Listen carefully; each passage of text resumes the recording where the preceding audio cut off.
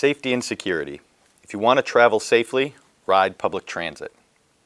Public transit is the safest way to travel, and it helps to reduce crime too. Studies show that traveling on public transit is safer than driving an automobile, truck, SUV, or any personal motor vehicle. According to the National Safety Council, taking the bus is 170 times safer than riding in a car. In fact, Federal Transit Administration data show that public transit is among the safest ways to travel. From 2003 to 2008, transit bus travel resulted in 0.05 deaths per 100 million passenger miles, compared to 1.42 deaths per 100 million passenger miles for motor vehicles. The NSC estimates that approximately 35,200 motor vehicle fatalities occurred in the year 2013. It's the leading cause of death for people aged 5 to 34.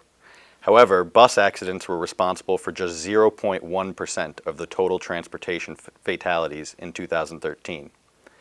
In addition to devastating human loss, car crashes present a significant national cost in lost wages and productivity, medical expenses, administrative expenses, employer costs, and property damage. The estimated cost of motor vehicle deaths, injuries, and property damage in 2013 was $267.5 billion. Any disease that took that many lives and cost that much money would be considered a national emergency, and the resources of the entire country would be rallied to end the epidemic. Transit increases safety, security, and health in multiple ways. For example, it shifts people from automobiles to transit. Transit passengers have about 1/10 the crash injury or death rate as automobile occupants. It also leverages reduced automobile travel.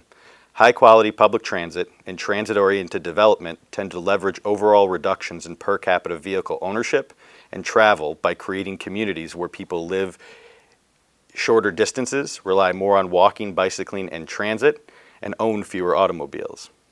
Since most transit trips include walking and cycling links, transit tends to increase public fitness and health. Increased transit use tends to increase natural surveillance, by which we mean more passengers watching out for each other, which reduces crime risk to all users. Transit travel and transit-oriented development also tend to increase community surveillance and cohesion. That means positive interactions between neighbors. That tends to lead to more security and safety. Transit service improvements can reduce the causes of crime by improving disadvantaged people's education and employment opportunities. And finally, targeted transit safety and security programs can reduce safety and security risks for both transit workers and riders. On average, there were approximately 40 public transit fatality deaths per year from 1975 to 2010. The fatality rate per billion passenger miles for buses during the same period is relatively low at 0.11. Your chances of getting killed or hurt traveling decrease significantly when you choose public transportation to get to work, the doctor, shopping, or anywhere else. Residents of transit-oriented communities are 80% less likely to suffer a traffic fatality than residents of automobile-oriented communities. Studies show that crime rates tend to decline in cities and communities with increased transit developments, and that transit developments can reduce total crime risks. In short, transit reduces crime.